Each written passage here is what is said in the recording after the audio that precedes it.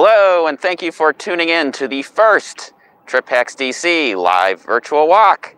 I'm here on the National Mall. My name is Rob. I am the founder of TripHacks DC Tours, and we are going to be doing a bit of a holiday walk today.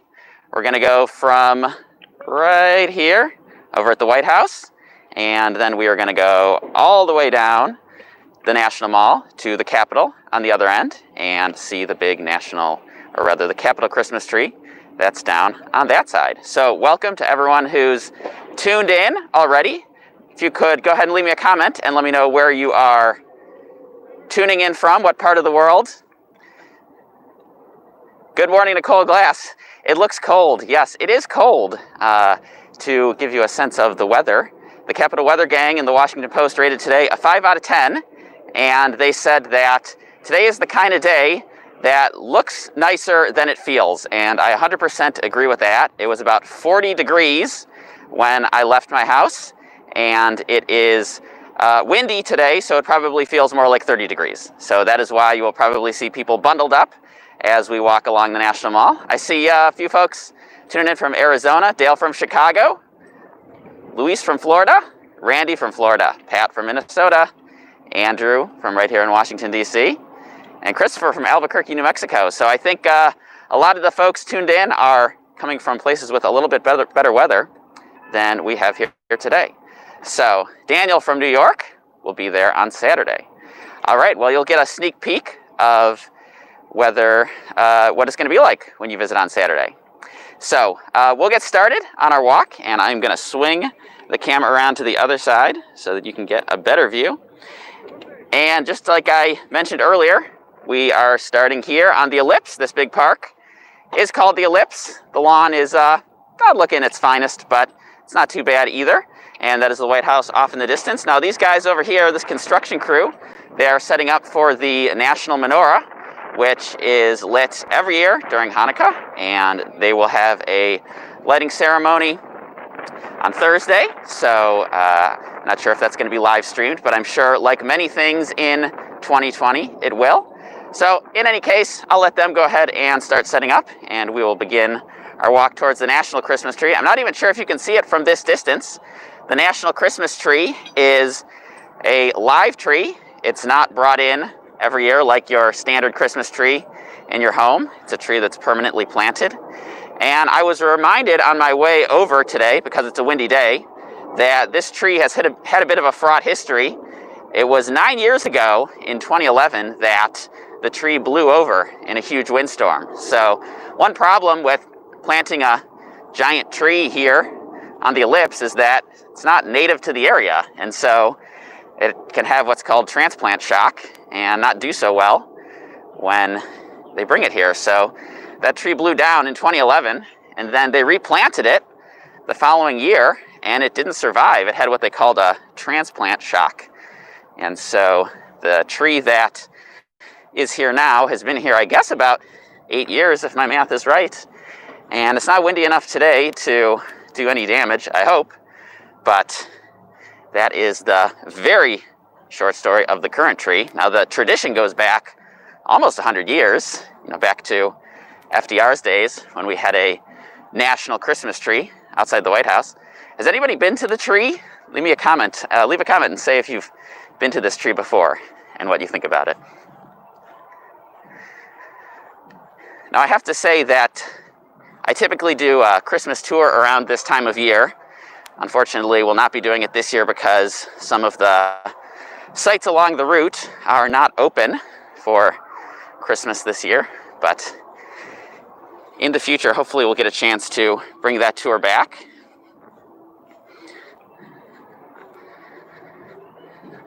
So it's not too crowded right now. One thing I do worry a little bit about this tree this year is if it's going to be crowded, especially around the Pageant of Peace, which are these trees on the outside. Nicole, is this your favorite tree in Washington, D.C.? She did say it was beautiful. Austin walked by the tree in February. Yes, so you can walk past it year-round. Megan and Austin tuning in from Cleveland, Ohio. Welcome. 4 claps for Mike. Appreciate it, Mike.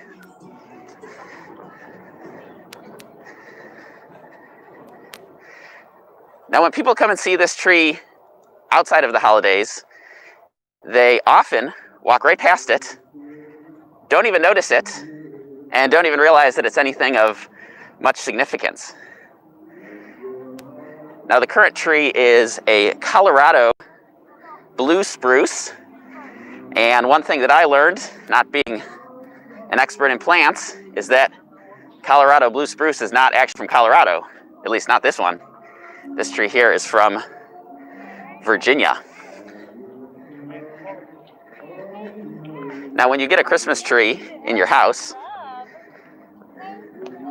you will typically put your ornaments directly on the branches, string up your lights directly on the branches, and that is most definitely not what they do with the National Christmas tree. If you look closely, you can see there's a big net up around the actual tree, and then they put the lights on the net.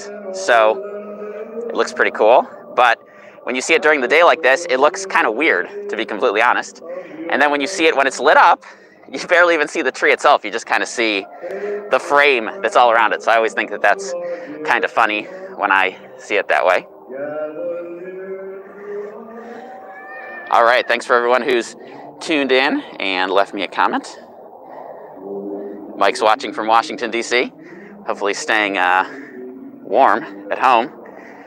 Got a nice hot cup of coffee or hot chocolate, whatever your preferred holiday beverage is. Adam's from Maryland, a native to the area, it sounds like. Adam, what do you think of the National Christmas tree here? Of course, you get the cool Washington Monument backdrop there. And of course, they've got the festive music. You should be able to hear that on my mic a little bit more. Now, they are doing one way to see the tree this year, so hopefully that will help a bit with the crowds. And of course, all around the National Mall, you'll see the signs for doing the proper social distancing. Now, this is what's called the Pageant of Peace, and there are these little Christmas trees. These actually come from like a little Christmas tree lot like you would see in your hometown, and each state has its own tree. And the cool thing about the ornaments is that, at least historically, I'm not sure if they did it this year, the ornaments are made by people from that state, and typically from school kids. Oh, Daniel, thank you for the super chat. Very much appreciated. It's always very helpful, especially in 2020 with the unfortunate reality. Can't give tours like I have in the past. So as you notice on the signs, Kara Harkins, welcome. Heya. Not just the 50 states, but also the territories as well. We just passed the tree from Guam.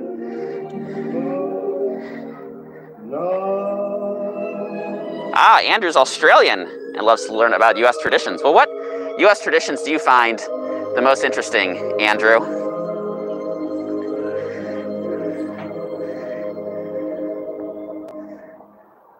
They've got the music turned up quite high today.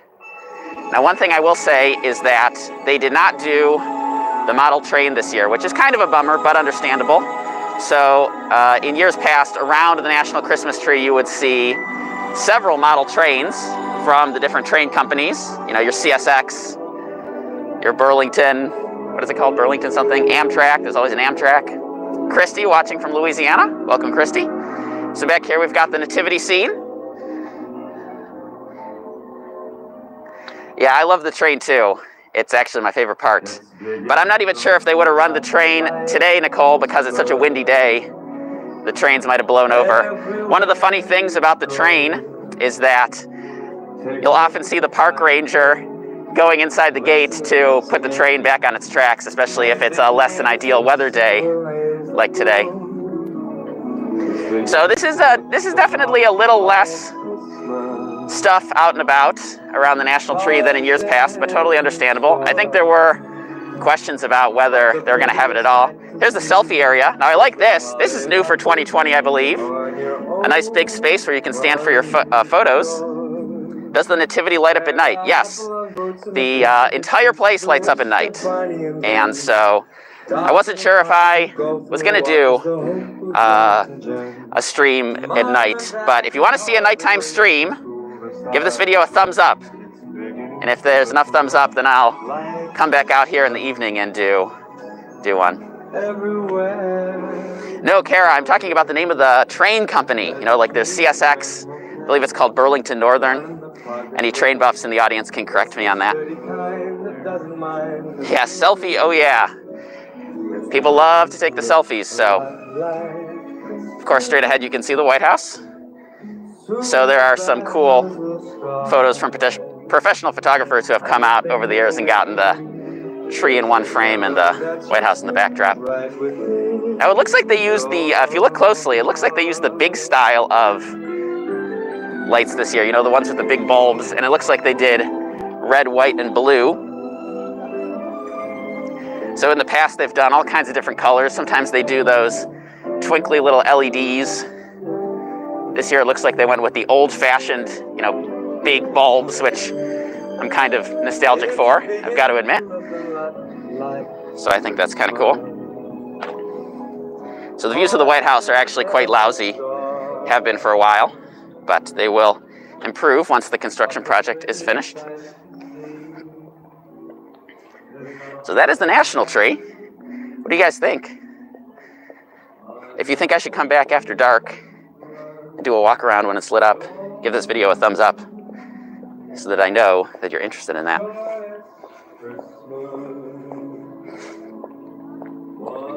So we're going to head off to the Washington Monument next, which you can see off in the distance. So the question was, is the full setup, is this the full setup? Is this close to the holiday market? This is the full setup for this year. It is scaled back from previous years, like I mentioned, which is understandable, but this is what it is for the year. Is it close to the holiday market? Yes. It's not close enough that I will be walking there right now, but the holiday market is on 7th Street, and we are approximately on 15th Street. That's the street that's right up ahead. Nicole says to come back at night with a big smiley face. I think I can get on board with that. Nicole's a photographer, very talented. Have you ever photographed the national tree, Nicole? Out of curiosity? Gina gives a big thumbs up. So like I said, we're going to head on over to the Washington Monument next. And then what we're going to do is make our way all the way down the National Mall to the Capitol Christmas tree. Adam asks, has the monument opened since 2011? I assumed it has been more limited this year. That is a good question. So in 2011, there was an earthquake in Virginia. It shook Washington, D.C., and some buildings were damaged, but none more so than the Washington Monument, because it is the tallest building in the city, of course, 555 feet tall. And so the Washington Monument was damaged, and it was closed for earthquake repairs for many years. And then it did reopen very briefly. I forget exactly the month and year. I went up during that brief period to the top, and then it reclosed again because they were having elevator troubles, which then started a several-year elevator repair, which finally finished this year, 2020, terrible timing. So they reopened the Washington Monument for another very brief period of time, and then closed it down again due to COVID. And it is, believe it or not, open again. So I am quite surprised. Most everything else in Washington, D.C. that's an indoor activity is closed, including the museums. But the Washington Monument, for whatever it's worth, I went on the website on my walk over here, and they are still distributing tickets online. So you can go on recreation.gov and request a ticket to go up to the top. Now, this is not something that I personally think I would do. To go up to the top, you have to get into an elevator, and there are a lot of people who want to go to the top and only one elevator. So I think I will save that one for next year, personally. Of course, I've already been to the top, so it's not something that is necessarily on my bucket list. Greetings from Kazakhstan. Wow, Oksana. I think you might be the most distant viewer so far. Anyone else tuning in from outside the US? Curious to see what Washington, D.C. is like during the holidays? So there was a question about whether the holiday market is worth it. So if you live in D.C., the holiday market is typically a lot of the same vendors that show up at the Eastern market, at the flea market, and some of the other outdoor craft events around town. So if you live in D.C. and you go to the holiday market, you might find that it's a lot of the same vendors that you've already seen. But if you are visiting from out of town, it's a pretty cool spot because you can get some souvenirs and some Christmas gifts that are much better than your typical tourist souvenir. So that is my opinion about whether it's worth it. And I will probably not shop there myself this year, just because I'm trying to avoid the crowds. And given that it is one of the few things that is open right now and it is outdoors, I have heard reports that it is getting pretty big crowds. So I will let other people go and shop and enjoy. All right, Topolino tuning in from Tel Aviv, and MD1980 from Poland. Welcome. We've got a much more international audience than I was expecting. And Marcus from England. After dark should be quite spectacular. It typically is. So if everyone wants to see that, give this video a thumbs up, and I can try to come back after dark and do another walk around when it is lit up. I will admit, to see it in the day is not nearly the same as to see it at night. So it gets quite spectacular when it's lit, and that's true for any kind of Christmas tree, especially one like the National Christmas Tree that's all lights. There's no ornaments or anything else really, aside from the pageant of peace. Karen Simons, greeting from Texas. Thanks for tuning in. Hopefully the weather is a little warmer in your spot in Texas. As everyone saw when I was opening up, I'm quite bundled up today. Got the Trip Hacks DC winter hat, the winter gloves. It's about 40 degrees out here right now, and it's breezy. So with the wind, it probably feels like it's in the 30-somethings. So not the best weather day, and it's quite breezy. So when we get to the Washington Monument a little bit closer, you'll be able to see the flags whipping in the breeze and see just how windy it is today. Wu-Tai Nostalgia, thanks for tuning in. I know it's been a long time since I've done anything live on the Trip Hacks DC YouTube channel. Trying some new things out this month, including these live videos and including the brand new Trip Hacks DC TikTok. So if you like TikTok, you can check that out. Kara Harkins, wonder how they will do. Usually finish up the bazaar up by Chevy Chase, but that one was canceled this year. Yeah, a lot of yearly events have been canceled this year. I think they'll do okay, if I had to guess. So one thing about the holiday market is I never loved it because they never gave it enough space.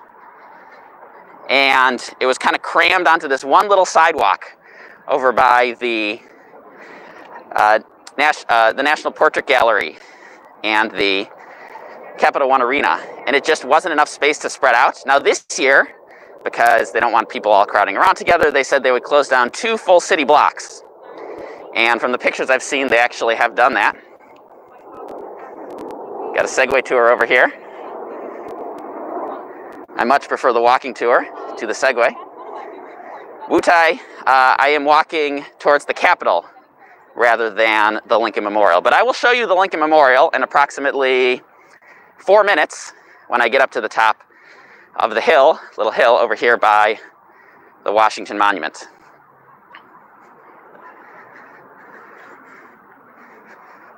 So it is a deceptive day. It's very sunny, and it's very cold. And Wu-Tai, yes, says, DC, 105 in the summer, freezing in the winter, LOL.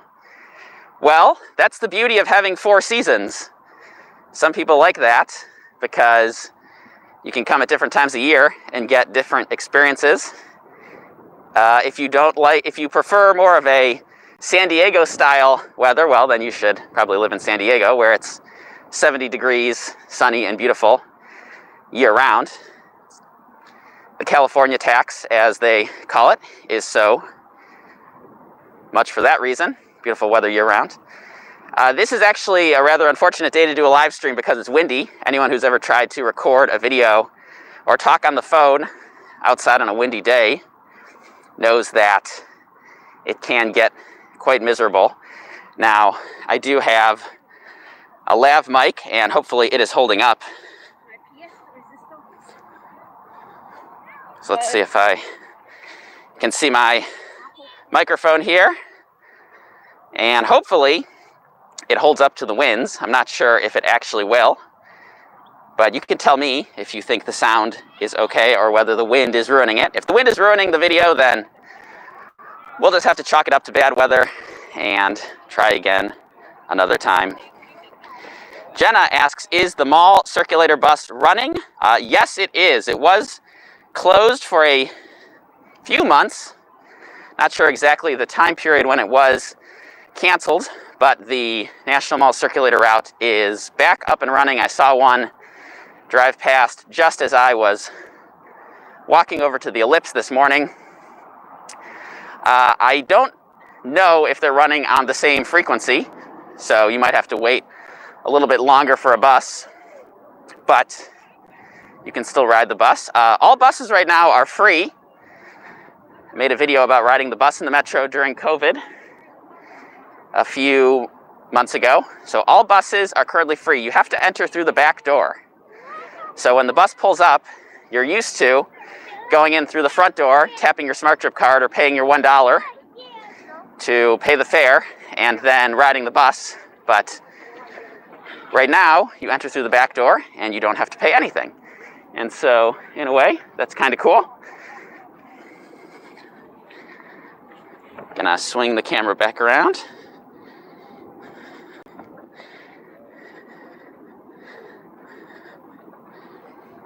Okay, no wind problems so far. So far, so good.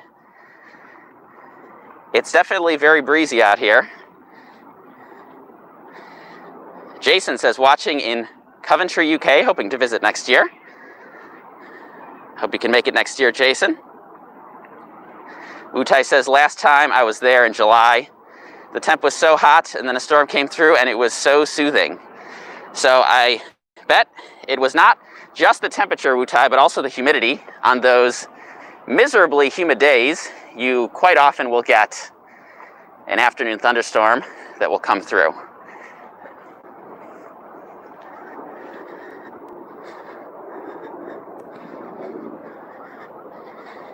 Whatever happened to predictability? Asked about the Metro. Metro is still the regular price, yes. Metro is still the same price as before. You still need a Smart Trip card like you do before. Not much has changed. Gina, did you spot a circulator bus? I totally was not paying attention to my surroundings. I was focused on the comments. Wutai asks if I'm planning to check out Mount Vernon in the future. Yes, actually, one thing that I had planned to do this year that didn't happen was to take the Mount Vernon cruise from the wharf.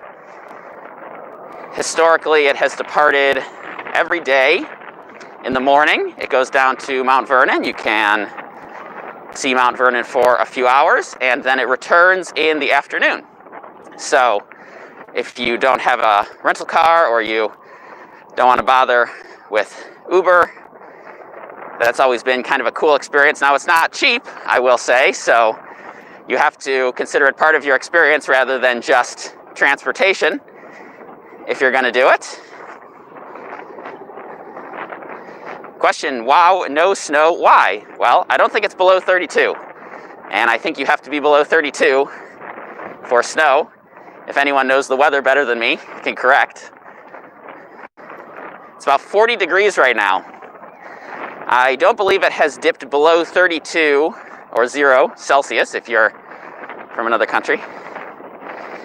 Is the Washington Monument elevator done with construction? Yes, it is. It finished up in the spring, and it briefly opened, and then it quickly reclosed due to COVID. And like I said a few minutes ago, it is reopen again, believe it or not. So if you go on the website, recreation.gov, you can see it. Snowed in New Hampshire yesterday. Is that where you are right now, Kara? I have seen photos from other parts of the country, and it looks like there's a nice dusting of snow on the ground. But here in DC, we have not had snow yet. All right, it's getting quite windy up now that I'm at the top of the hill. I believe I'm the only person here, which is one of the benefits of coming out on a crummy weather day. Dale asks, how is the work on the Jefferson Memorial? I think it looks pretty good. They have done their roof repair, and to me, it looks awfully good. Now, off in the distance, you can see the Lincoln Memorial. Everybody see it right over there? So this is one of my favorite spots on the entire National Mall, and that is because we are literally, oh, the phone's going to try to twist when I point it upwards. We are literally under the shadow of the Washington Monument. To the west, we have the Lincoln Memorial off in the distance. To the north, we have the White House right there. And swing around to the east, and there's the Capitol Dome off in the distance. And that is our final destination for today. So that is where we are heading. So this is one of my favorite spots in the entire city, because where else can you stand and from one single spot get that many good views? Doesn't it usually snow in December? In Washington, D.C., the snowiest month is January, followed by February, followed by December, I believe. I did record a Trip Hacks DC podcast episode last year with Jason Samenow from the Washington Post, and he answered the question about snow. There has not been very much snow in Washington, D.C. the last several winters, like barely a few inches on average each winter. But because everybody remembers the massive blizzards from years past, they think that that's how it looks here every single year. So if you're curious about the weather, I highly, highly recommend that Trip Hacks DC podcast episode, because Jason is the best meteorologist in all of DC, in my opinion, and I was very lucky to have him as the guest. Okay, Kara is in DC, but parents showed what it looked like in New Hampshire. Wutai says his or her kids loved the Washington Monument, definitely. All right, yes, Wutai, Smithsonian area, here we come. Josh Bull, I would like to get the West Wing tour like you did. Any tips or tricks? Well, the only way to get a West Wing tour is to know someone who works in the White House. And I was very lucky because someone who previously worked in the White House, no longer does, but previously did, was a fan of the Trip Hacks DC YouTube channel and said, hey, I am inviting some of my close friends to go. Would you like to tag along? And couldn't say no to that offer. So start making friends, Josh, if you would like to do the West Wing tour. That is basically the only way you'll be able to do it. I am not mounting the camera on my head, although I have had a GoPro that mounted on my head before. Very uncomfortable. I just have this cell phone on a DJI gimbal, the same one that all the YouTube people use. And that is how I'm able to get the selfie view as well. Couldn't do that if it was mounted to my head. Whatever happened to predictability asks, do you recommend Art Tech House or Spy Museum? Yes. Those are pretty much the only museums that are open right now. So if you are really jonesing for a museum, that's pretty much all you've got. There are a few other private paid museums that are open, but for the most part, the Spy Museum and Art Tech House. But they're good anyway. I would recommend them even if everything else, including the Smithsonian, was open. But of course, a lot of people, they love the Smithsonian because it's free. How long is the walk from the Washington Monument to the Capitol? It is approximately 1 mile. destination. What is the cost? I've been to DC last April. It was a great trip. Well, I'm very happy to hear that. How many layers you are putting? I assume you are talking about winter gear. I've got the hat, I've got the face mask, I've got the winter coat, and I've got the gloves. And these are the special gloves that let me use the phone at the same time. But that is also why I'm very awkwardly trying to operate the phone, because these gloves are not the easiest, as anyone who's ever attempted to use their phone in the winter with gloves might be able to tell you. Chris, voting for nighttime. Video would be way cool. Yes, it is cool at night. It's hard to do the National Mall at night on a live stream because it's super dark over on a lot of parts of the National Mall. Now, not at the monuments themselves, especially the World War II Memorial, if you've ever seen that lit up at night, but a lot of the spots in between, because it's a big park. It's not downtown, it's not part of the big city, and so it's quite dark. But I will try to plan something out for after dark, because at least at this time of year it gets dark at 5 o'clock, so we don't even have to wait that long to see it. Can visitors from the UK get trips around the White House? I assume you mean inside the White House. The short answer is maybe. Yeah, I guess so. Depends. If you contact the Embassy of the UK in Washington, D.C., they'll probably tell you to get lost. They don't offer that service anymore. If you know someone who works in the White House, they can probably pull some strings and make it happen. But if you haven't seen it, I have a video on the YouTube channel. It's called My Less Favorite Washington, D.C. Sites, and the White House tour is on the list. I think of all the things you can do in D.C., the White House tour is one of the less interesting, for the simple reason that you only get to see parts of the East Wing and parts of the main residence. Andrew Walters, thank you for the super chat, friend. Very generous of you.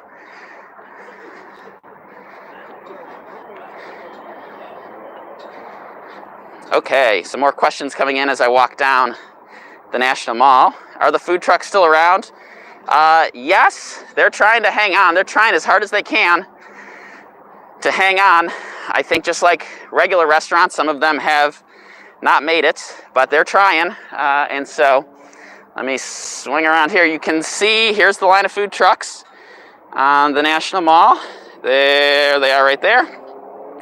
So these are really the usual suspects, the same ones that are typically down here at the mall. I think the ones that are struggling really badly are the ones that typically are near the office buildings, because a lot of companies are still having their employees working from home.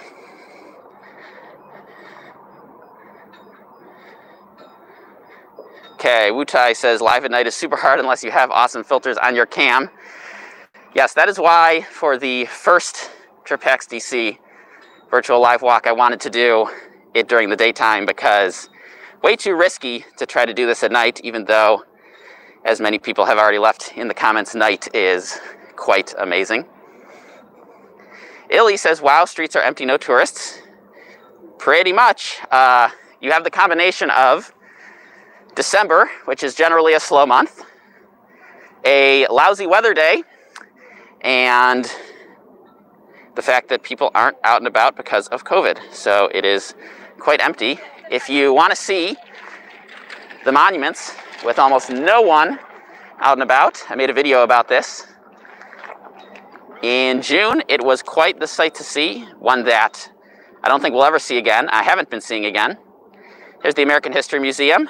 Not much to see from the outside, as you can see on that pink sign. If you look really closely, it does say that it is currently closed, as are all of the Smithsonian museums and the National Gallery of Art, which we will walk past in a few minutes.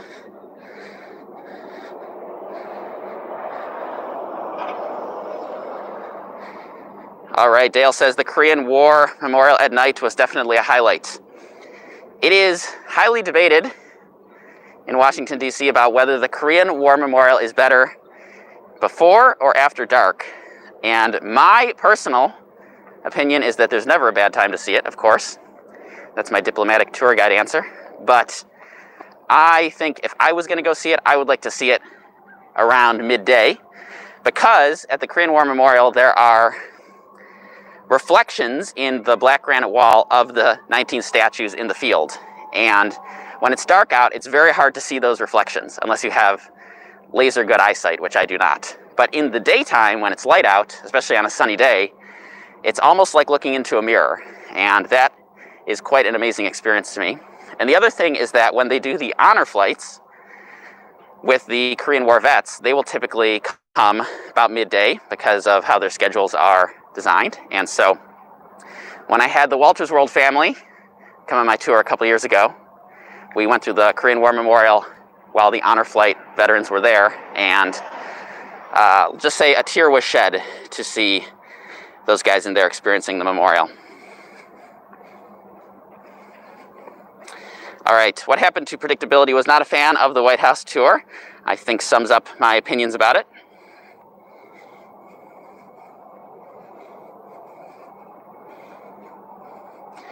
Michael Fleming says, what was the last time I rode the Metro? Well, I ride the Metro every once in a while. So it was probably a week ago. I needed to get somewhere and I used the Metro. But I am not using it every day. Unfortunately, Metro is going to have financial trouble next year if Congress doesn't act.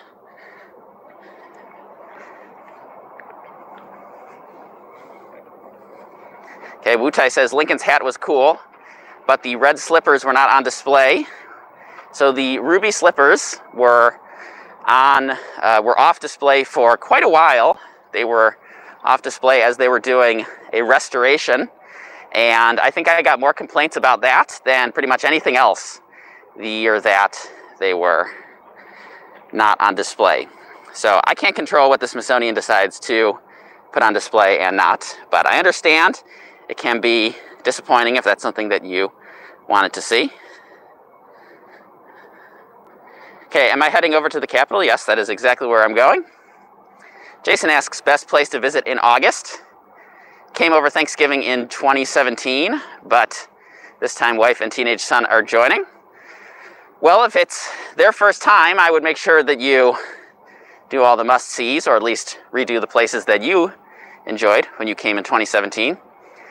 August is still quite far away. With any luck, everything will be reopened by summer, but 2020 taught me to not assume anything. Andrew asks, when does the World War I National Memorial open? Not sure if they have set an opening date yet. They have been working on construction. The National World War I Memorial is under construction on the east side of the White House on 15th Street. And they often don't set opening dates until much closer because there are very often delays. And it's hard to set a date when you don't know what delays. How to get around if you're not using the Metro? I mostly walk and ride my bike, or a Capitol bike share bike. So this is the Smithsonian Natural History Museum. It's admittedly quite jarring to me to see it like this, because typically there are big banners up on the columns on the outside that will tell you what is on display. And right now it just looks bare, so not used to seeing it that way. But obviously right now there is nothing on display, as the Smithsonian has closed all of its museums and the National Zoo. So I'm going to cross over to the other side of the National Mall. This is the Smithsonian Castle.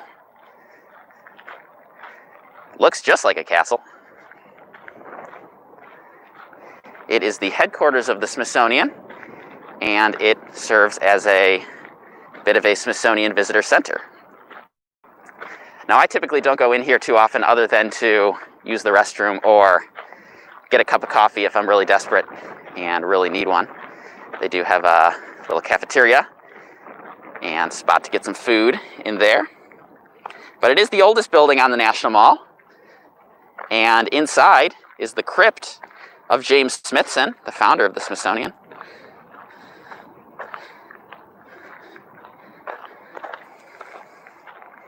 Regent, hi from France. Love your city, thank you. Believe you guys were going to come this year, right? Or am I misremembering, but had to cancel the trip? Hopefully you can make it in the future. David says, we will be there for inauguration. Is it a mistake? Well, inauguration details are still not fully announced, so it's possible they might still significantly scale back inauguration. We don't know yet. So it's very hard to plan for anything this year, including inauguration, but I will have another video on the TripX DC YouTube channel once official announcements have been made. Now, when we walk past the Smithsonian Castle, people often look at this guy and say, oh wow, look, it's James Smithson, the founder of the Smithsonian, which would make perfect sense to have the statue of the founder of the Smithsonian right outside. But if you look closely at the nameplate, it says Joseph Henry. Joseph Henry was the first secretary of the Smithsonian. So impress your friends next time you're here by knowing whose statue is outside the Smithsonian Castle.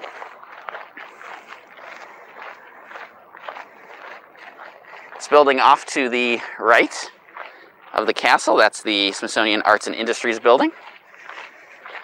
A few years ago, I went in there when they had some of the Folklife Festival exhibits inside. And I really wanted to cool down. It was a miserably humid June or July day, as it often is. And I really just wanted to get inside for some AC. Okay, Illy says, I live in Northern Virginia, but might drive to DC and walk around a bit. Yes, on a lousy weather day like today, walking around for an hour or so can be nice, especially because there are limited crowds. Josh says, thanks for the great info. Love the channel. Thank you, Josh.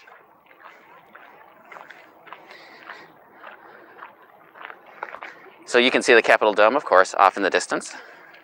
The wind is now at my back, so it's blowing, but it's blowing towards the Capitol, so it doesn't feel quite as cold as it did when I was up at the Washington Monument.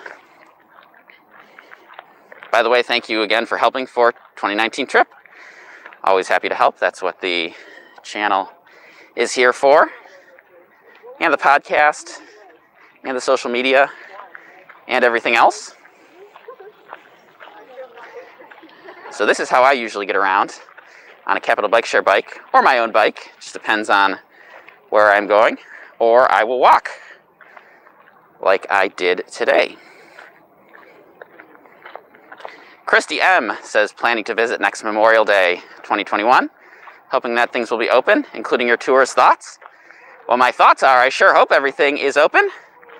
And I sure hope all of the TripX DC tours are back up and running. So the TripX DC tours that got canceled this year were the Monumental Trivia Tour, which is the public group tour that runs in the spring, summer, and fall. I ran a few of them in March, early March. Then we canceled the rest of the spring. They came back in June. The problem was that nobody was visiting in June. And so we wound up having a bunch of them on the calendar, and they all wound up with no bookings, and so they didn't run. And then in July, I just made the decision to close it down for the rest of the year. TripX DC private tours are still running. So a TripX DC private tour would be just me or your tour guide and your family. And so that is kind of the bread and butter TripX DC tour in any case. I know many, many people, including some who are surely watching right now, have been on the TripX DC private tour. So if you had a good time, you can let everyone else in the chat know what you enjoyed about it. So behind the trees over here the Hirshhorn Museum, Smithsonian Museum of Modern Art. Modern art, I have learned, is something that people either love or they hate, and there's not a lot of in between. It can be very frustrating if you are not a connoisseur of modern art, because some of it just doesn't make a lot of sense, including one of my favorite exhibits to dunk on, which I don't know the official name, but it's basically nails stuck to a magnet. Kind of thing that you wonder how anyone couldn't do it, but of course, it's a beautiful work of art in a modern art museum. So here are some of the other food trucks that are out. This is 7th Street right here. So the main streets for food trucks on the National Mall are 7th Street right here, and then 14th Street, which was back by the Washington Monument and the African American History Museum.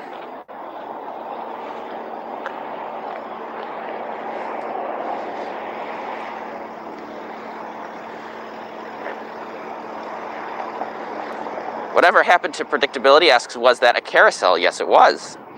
The National Mall Carousel, there's some interesting history that happened there, but it is generally just a very fun place for parents to take their kids. Yes, Zach says Pentagon has a 9/11 memorial. Not sure about touring the Pentagon itself, though. So the Pentagon 9/11 memorial is outdoors, and it's not the easiest to get to. You can get there on the metro kind of awkwardly, but it is possible, and that honors the people who died on 9/11 who were working in the Pentagon on that day. And then you can actually tour inside the Pentagon, but my general advice on that is that unless you're a huge military history buff, it's really not worth the effort, because the tour is about 30 minutes long, and the Pentagon is literally the largest office building in the world, bigger than the Empire State Building even. So you can imagine that in half an hour you really barely get to see much of anything. And frankly, anyone who's worked in the Pentagon can probably tell you that a lot of the Pentagon is, you know, like an office building, and it's not even really worth seeing. Mega Bro asks, when does the national tree light up? Every day after dark through the end of the month. So it gets dark here around 5 o'clock, and that is approximately the time that they will turn on the lights at the National Christmas Tree. Same deal with the Capitol Christmas Tree. Every day in December until the 31st. So here's the Air and Space Museum. It's rather unfortunate that they put up this giant banner that says National Air and Space Museum, we're open, because they are very much not open and have not been open for most of 2020. But the reason why they have this banner is because there is a major construction project going on at the Air and Space Museum, as you can potentially see. Let me see if I can show you the cranes that are here. You know it's a big construction project when there are cranes, and so they're doing a major overhaul on the museum, which will be amazing. I think the Air and Space Museum, my personal opinion, is that it had gotten a bit dated, and as far as the museums go, no longer my personal favorite, and it was badly in need of a refresh, which it is getting. It's a many-year refresh. They're doing interior work, exterior work. It's going to be amazing when it reopens, but that's why it says we're open on the outside, because they were anticipating people wondering if it's closed due to the renovation and not whether it's closed due to COVID. So I did take a picture of that, and when it reopens again, once Smithsonian reopens, I'll be able to post that picture and say, hey, the Air and Space Museum is open again. So we are going to continue to make our way towards the Capitol. So this is the National Gallery of Art, the building with the dome and the columns. One very common mistake that visitors make is that they call the National Gallery of Art a Smithsonian museum. Believe it or not, our government runs two distinct museum institutions, the Smithsonian and the National Gallery of Art. And so that is exclusively an art museum, and it's broken up into two buildings. You've got the East Wing over here, that's your classics, and then you've got the West Building, the more modern I Am Pei building over here, and that is where you've got all your modern stuff, your Picassos and your Warhols and such. And watching from Bexley, Ohio, welcome. Zach says thanks for the channel, of course, and can't wait for a private trip DC tour. I can't wait to have you on the tour. Michael recommends the highlights room of the castle, small, with different objects from the different museums. That is a great point. If you are unsure about what you might be interested in, you can go into the highlights room, and it has basically one little exhibit from each of the Smithsonian museums. This can also be a fun thing to do if you have kids and they are not big on pre-planning. So, you know, you've got some kids, they don't know what they want to see, take them into the castle, show them the highlights room, see what they gravitate towards. And then that will give you a much better sense of what you should go and see, rather than, you know, making them read a website or a brochure or something like that. Okay, Fuller Times asks, are they still doing renovations during COVID, or is that on pause? And I'm pretty sure that renovations continue. Construction sites in DC basically did not close due to COVID. So I'm not 100% sure, as I have not been inside in a year, but believe it is continuing, so it will be on schedule.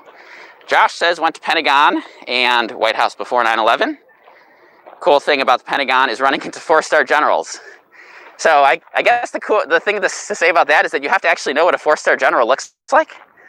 And I'm not enough of a military buff to say that I would even necessarily be able to recognize one if I saw him. That's one thing I'll say about DC in general is people ask me sometimes, hey, how often do you bump into Congress members? And here's the truth, is that there are 535 total Congress members and senators. How many of them would you recognize if you bumped into them on the street? Of course, you would know the leadership, you would know the Speaker of the House, you would know the leader of the Senate, right? And you would know the people who ran for president or for some other reason are in the spotlight, but most of them you probably would not recognize. They would just look like any other important person in a suit walking around in DC. And I think that's probably the case at the Pentagon too. If you don't know what the 4-star general uniform looks like, or you don't know what they look like, you might not recognize them. Kara says she would look for the pins. That's a good strategy. You could look for some defining feature, like the uniform or the pin. So we are headed over, before we end our walk at the Capitol, at the Smithsonian's National Museum of the American Indian. And that is because they just opened a brand new memorial outside the museum. So people have been coming on Trip DC tours for the past several years, and the question that I get asked more than any other, aside from where to get dinner, is, are there any new monuments and memorials in the works? And there are, or at least there were.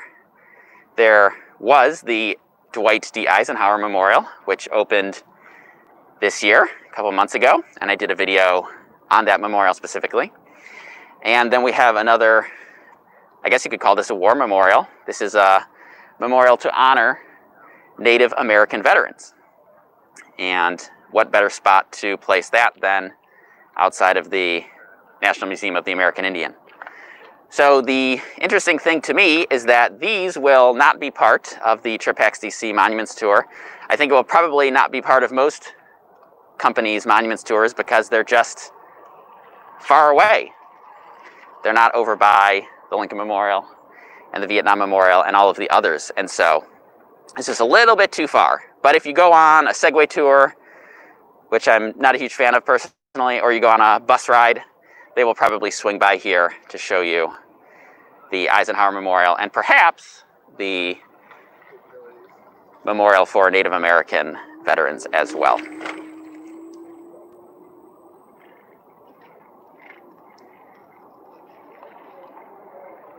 Okay, Daniel says, thank you for doing this and appreciate responding to your email, of course. Always happy to do my best to help out. And Keith is planning to take 100 8th graders in May. Fingers crossed. Any predictions? Nope, no predictions. I learned my lesson when it comes to predictions. Don't make predictions right now because nobody knows much of anything. So I would hate to be foolish and make a prediction that does not turn out to be accurate. When TripXDC closed for the first time in March, I sent an email and said, we will be closed until April 1st, and then we will be back. And we all know how that turned out. Now it's December.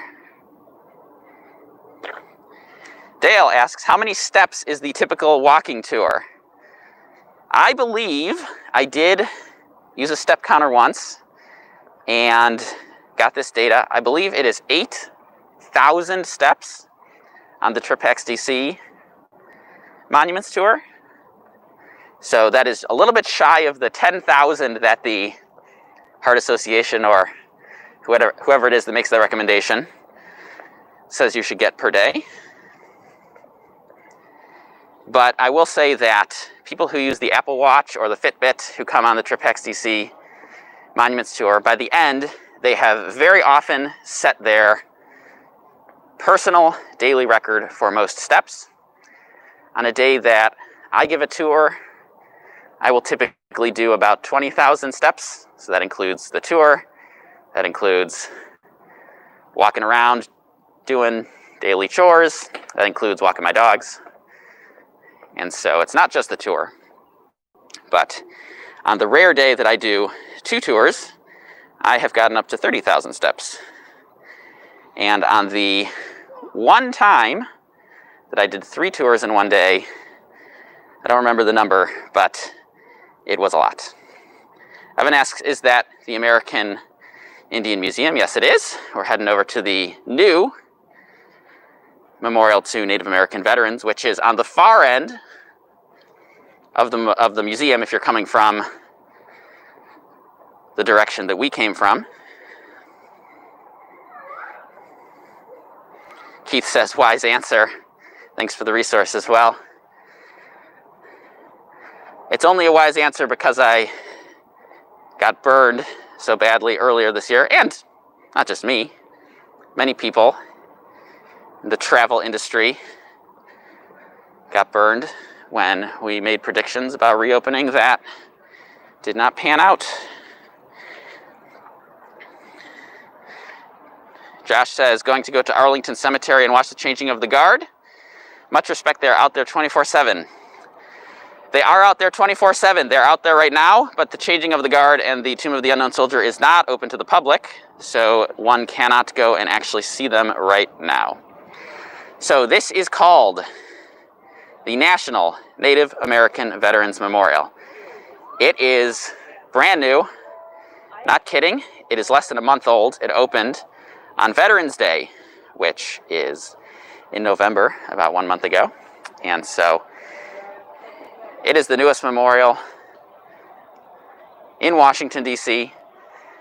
Did you guys know that this opened? I feel like this very quietly opened this year. The Eisenhower Memorial made a bit of a splash. It was on the national news. I saw several segments about it. But this one, I feel like it just kind of quietly opened, which on the one hand is kind of too bad that it didn't get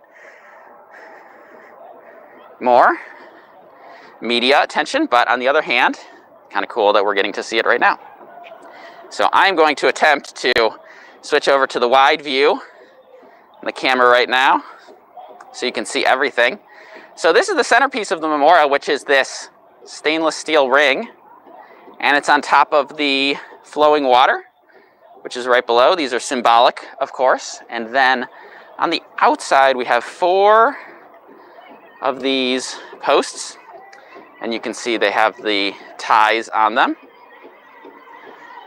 And I'm not sure if it's picking up on my mic, but they do also have traditional Native American music playing, which you hear pretty clearly. I can hear it pretty clearly in here. I'm not sure if the mic is strong enough to pick it up.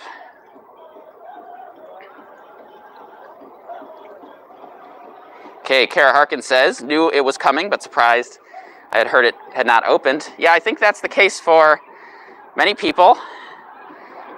So this is the photo I've seen a lot on Instagram lately, which is the museum in the background inside the ring. There was a Washington Post article when this opened last month, and it was written by some of the folks who helped design and build it, and they said that the power is in the simplicity.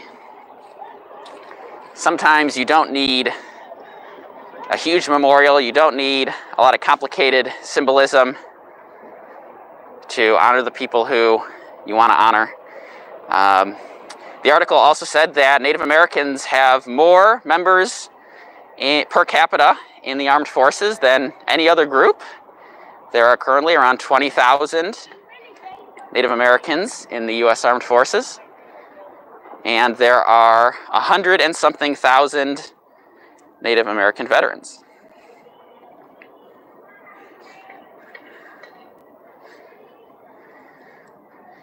So Lawrence says, was in D.C. in 2019 and took my recommendation to visit the old post office tower, one of the best spots. Yes, I used to say that the old post office is a better experience than going to the top of the Washington Monument, because, for two reasons. One is because you can see the Washington Monument. So this is the same advice you would get in New York City, where people say, don't go to the top of the Empire State Building, go to the top of the Rockefeller Center, because then you can actually see the Empire State Building. It's the same kind of concept here with the old post office. And the second reason is the Washington Monument tickets are a pain to get. You either have to get them online or you have to wake up early and get them in person, at least last year. This year they're even more limited. Whereas the old post office, you usually just walk up and go, because so few people know about it or want to do it. So that is pretty cool.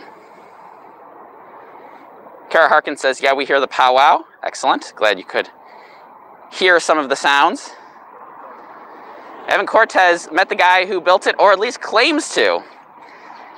Well, I would love to know if you actually met the real person. Not that there aren't people who would make a claim like that.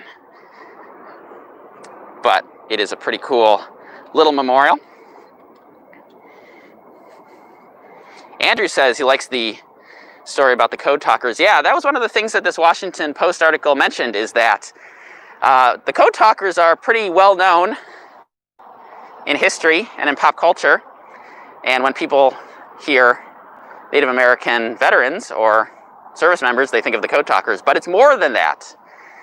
There are so much more than that. And that's one of the things that they hope to kind of raise awareness with the new memorial.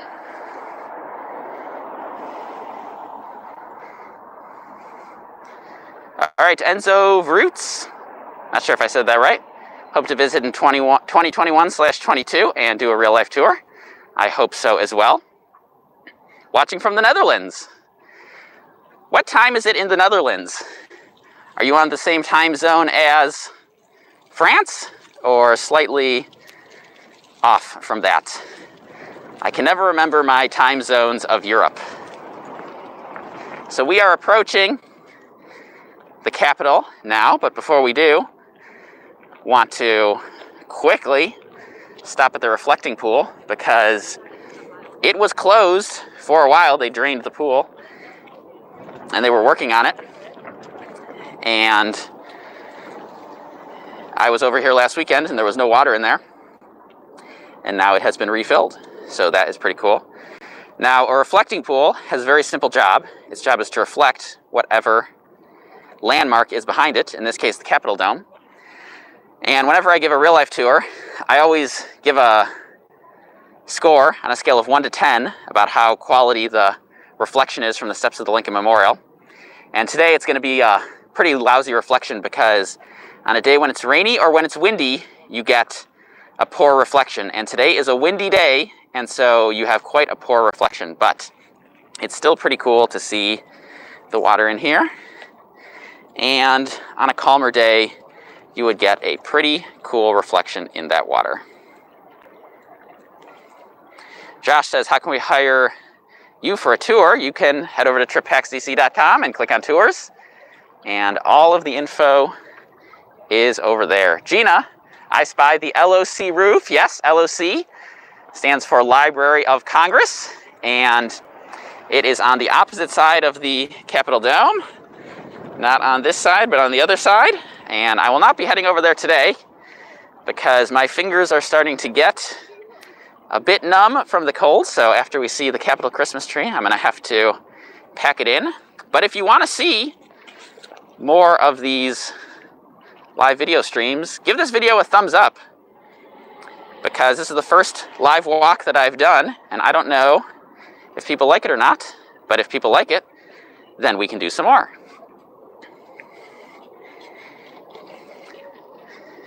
Okay, in the Netherlands, the time is the same as in France, 18:05, which I think is 6:05 in AM PM times, as we do here in the US.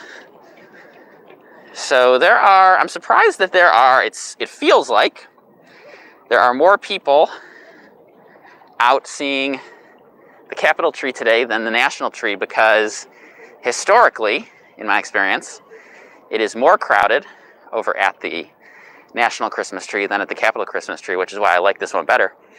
This one has a lot more space to spread out, though. So even if the same number of people are at both, it's much easier to space out at this tree. Now, the national tree, like I said before, it is a Colorado blue spruce from Virginia, and it is approximately 30 feet tall. Now, the Capitol Christmas tree, every year it travels in from a different state. Last year it was from New Mexico. This year it's from Colorado, and it's an Engelmann spruce. So just to make it confusing, the national tree is a Colorado spruce from Virginia. The Capitol tree is an Engelmann spruce from Colorado. And this year's tree is 55 feet tall. So every year it is slightly taller or shorter depending on, what forest it came from, what type of tree it is, and which tree they picked. Just like you can go down to a Christmas tree place where you cut down your own tree, and some are tall and some are short, some are thin and some are plump. Just like when they go shopping for the Capitol Christmas tree, they go through the same process and pick one out that they like. Hey, Gina likes the virtual walks. Thank you for joining, Gina. And Adam votes for more. Evan, glad to see that you saw my walk with Ariel. Yes, Ariel has a channel called Urbanist Live, and mostly does walks around New York City, which I think are fascinating because New York City is a fascinating city. But he traveled for 1 week to Washington, D.C., and was generous enough to invite me on the virtual walk that he did around Capitol Hill, so actually right in this area. And one of the things that he asked me that I'm sort of embarrassed about now is he said, what are all these signs and these fences that say everything's all closed down? And at the time, I had totally blanked on the fact that they had already started setting up for the inauguration. And that is why there are all these signs and all of these fences. And if you look closely, you can see the inauguration stage under construction. You can see the scaffolding there. And it doesn't look like they're working today because it's a Sunday. But that is where the inauguration will be held on January 20th. So if you get a ticket to inauguration, you will get a seat on the grass here. And then people often ask, well, what about if you don't have a ticket? Well, historically, you could have gone and you could have stood on the National Mall on that grass over there and farther back without a ticket. Now, when you're over there, you're so far back, you can't see or hear anything. So you're basically standing in a park watching it on TV.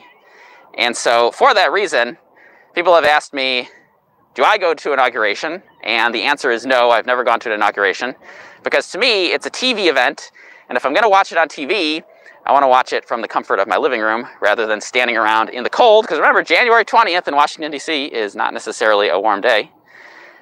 Did you see the fans behind me? All right, so we are going to wrap up here at the Capitol Christmas tree.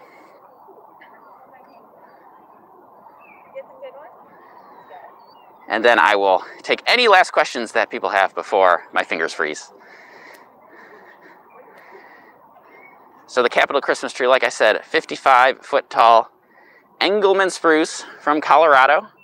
And just like at the National Tree, at the Pageant of Peace, where all the small trees from the states and territories have ornaments that come from that particular place, that is the case at the Capitol Christmas tree as well. So I'm going to go up close. I'm going to swing around so I don't disrupt these people's pictures. But last year, like I said, the tree came from New Mexico, and so it had New Mexico-inspired ornaments. It had green chili ornaments. It had UFO Roswell-type ornaments. It had New Mexico state flag, which, by the way, I think is one of the coolest state flags that are out there. So I'll go up close, and we'll see if the resolution is high enough that you can actually make out some of the ornaments that might be specific to Colorado. Any Coloradans on the stream right now? So I see a Colorado license plate. Oop. I can't get any closer than this. I just bumped into a rope down by my ankles. I see a lot of park ranger hats. I see a Colorado state flag over there. I think that's it right there. Got the park ranger hat, obviously to honor all the parks. And I see a inside out Colorado license plate over there. It's hard for me to see because it's sunny and I don't have any sunglasses today. But if anybody spots any other Colorado specific ornaments, call them out, because that is one of the cool things about the Capitol tree, is getting to see the ornaments that are unique to that place. Okay, Gina asks if I haven't already covered it, but we'll be there this week for a day trip. Recommendations for free parking on the National Mall. Well, there's not free parking on the National Mall. You can pay to park. The official parking lots, the price is, I believe, $2.30 per hour, and you get up to 3 hours. So for about $7, you can explore for about 3 hours. And Josh, thanks for joining in from Myrtle Beach. Dennis says he had fun. Used to live in Maryland, lives in Minnesota now, so this was like a walk down memory lane. I hope so. David Carr asks, other than Inauguration, any events happening in January? Not that I'm aware of. January is a very slow month in DC. Not a lot typically happens. The only thing that typically I mention the only thing that I really mention in January is Martin Luther King Jr. Day. Sometimes there are some things happening for that, and it's a long weekend, so some people like to come for that. But January and February are typically very slow months in DC without many special events. So it looks like we've gotten through all the questions, and hope everyone enjoyed the inaugural TripHacks DC live video walk. And so 2 things. If you want to see one that's after dark with Christmas trees and other lights, after the live stream's over, come back to the video and leave a comment and let me know. And if enough people want to see it, I will plan one. And the other thing is, if you haven't already, make sure to give the video a thumbs up so that I know that you had fun. And otherwise, I will say thank you for joining and goodbye from Washington, D.C.